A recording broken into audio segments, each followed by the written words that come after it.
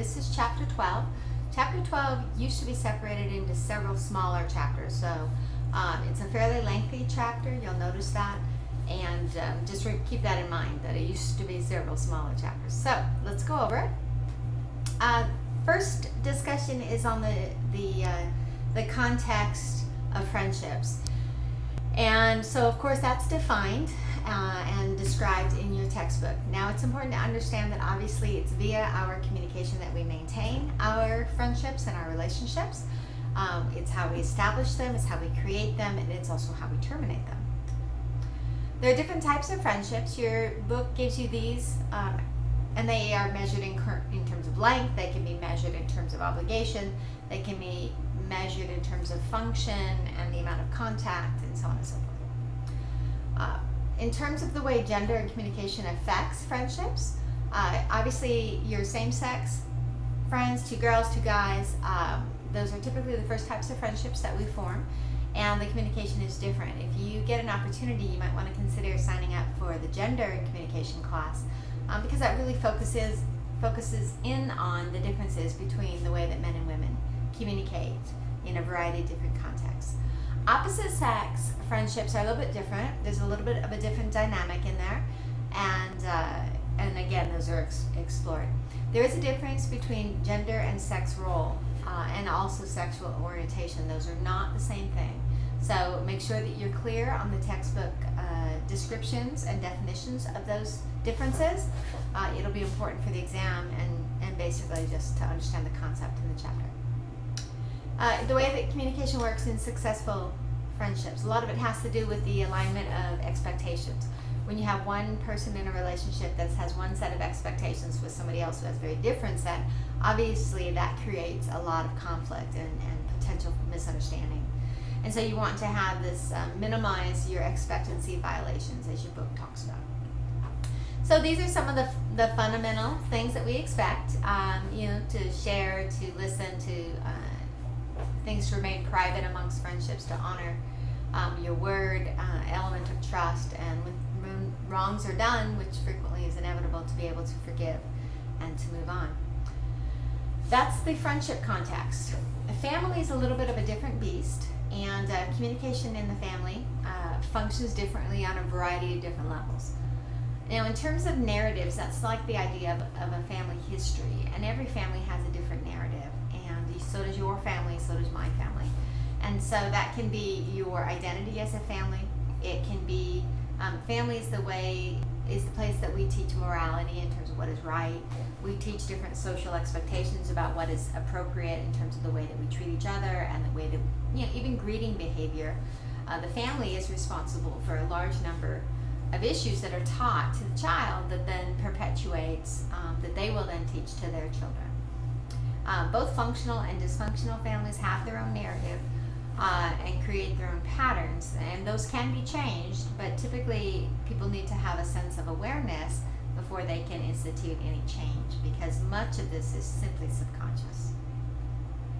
There are different family rituals that you might have. You might have a certain thing that when it's somebody's birthday, you go out to dinner. We have a birthday hat, that everybody has to wear when it's their birthday, and it's a big hat with candles on it. It's just a silly tradition that we do on birthdays. So you may have different rituals about the way you deal with particular holidays, different religious traditions in your family, certain nights of the week in terms of dinners, and so there are a lot of rules and guidelines in terms of the way that works. There are different patterns in family communication, and those are explained. And in terms of this concept of openness and conformity within a family, here you have some research done by Fitzpatrick and Corner in terms of looking at the orientation around conversation and the orientation around conformity and blending in. And a lot of that should be able to connect back to the discussion, especially the conformity one, on individualism and collectivism, way back from chapter 2, if you remember that. And you'll find some correlations there. There are different rules that govern communication. Some of you are in a family that has a certain level in terms of the conformity conversation, and so it's very much an independent everybody needs to agree. It's sort of this majority rules kind of thing, and there's this pressure that we don't like somebody who disagrees. Why do you have to disagree? And the goal is to simply to force people to agree, versus you have another family that's in a different dynamic and they're low in conformity, high in conversation. Okay, you disagree, well, tell me why. You have your right to your opinion. Why don't you articulate that and tell me what you think? So there's different rules and different patterns is a better word for families on those two dimensions. And again, it continues. So I think all this is fairly self-explanatory. If you think of it as a matrix, it helps you understand. And it's interesting to peg yourself in terms of which one of these categories is most reflective of your own family. Different types of family relationships. Obviously, we're going to look again at gender in terms of the role, masculine and feminine, and this idea of androgynous and undifferentiated. Instrumentality has to do with the idea of getting things done, and expressiveness is the vocalization of emotion, more or less. Different levels of communication that shift when it comes to the parent and the child, and that will vary from family to family. And it certainly has a ramification, the onset of the child, even to the husband and the wife, or the two spouses. And so one of the big dynamics that comes from chapter 11, if you remember, the theory that dealt with the relational dialectics and how we have to balance these tensions, one of the ones that comes most, more or less, under fire with the onset of a child is the connection autonomy. Because suddenly there's a child, there's a third party to be responsible for, and many times that responsibility has traditionally fallen on the female. And so the male may still feel free to go do whatever he needs to do separate from his wife, as perhaps he did before. She feels that she doesn't have that time at all anymore. It's either with her husband or with her child. It's never on her own anymore. And so that affects the dynamic. And so you have to renegotiate things, and there's nothing wrong with that. It's just that when people are surprised that they have to renegotiate, it can create some tension. Okay. Wait, I talked about that. Okay, so this one, different strategies amongst siblings, and depending on your relationship with your siblings, if that's the case, some of these will connect to you in terms of hostility, rivalry, and affection. And it will vary. There's different ways you navigate those, and different ways you communicate with and about and around your sibling. They do offer themselves vital support throughout their lives in terms of the expression of, somebody knocked on my door right as I was recording. But anyways, these are some of the things that you can see that siblings offer each other in terms of the way they go through. Relationships, effective communication in family, definitely some pretty clear norms in terms of what produces a functional family and effective communication. The element of striving for closeness while respecting boundaries. Again, you have that connection autonomy dialectic that has to be navigated. If you get families that are too close, that becomes an enmeshed family that creates its own problems. And then obviously one that is too separated becomes less of a family, more of independence. Moderate level of adaptability.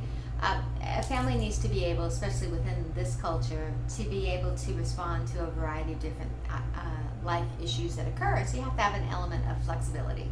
And where do you find that? Encourage confirming messages. It's very easy when it comes to family to take them for granted, and so we don't give a whole lot of thought to our communication. And sometimes we have a tone that has crept into our voice and the way we speak to each other that we're not aware of, because it's just family. It's my mom, it's my dad, it's my brother, it's my kid. Come on, it's just family. And so we have a tone that we have to be aware of, because that tone can be very disconfirming. And so you want to ensure and promote confirming messages. This is really important, particularly when it comes to children. So it's good to stop and listen to yourself. You have to be able to deal constructively and effectively when it comes to conflict. There's a lot of different conflicts that occur within all relationships, not just family. And there are functional and dysfunctional ways to look at that. And the textbook begins to explore some of that element.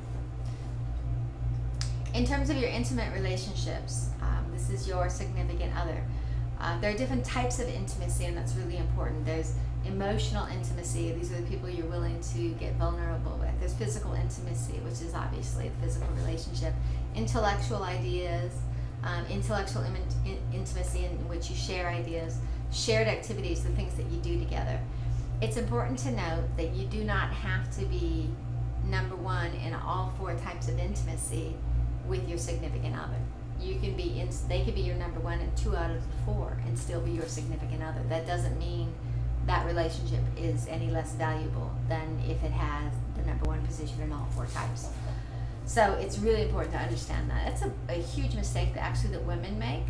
They're emotionally close to their girlfriends and expect that same level of emotional intimacy with their boyfriends. And sometimes that can happen, and sometimes it just can't, or doesn't. And that's not necessarily automatically, by default, a bad thing. Gender and intimacy.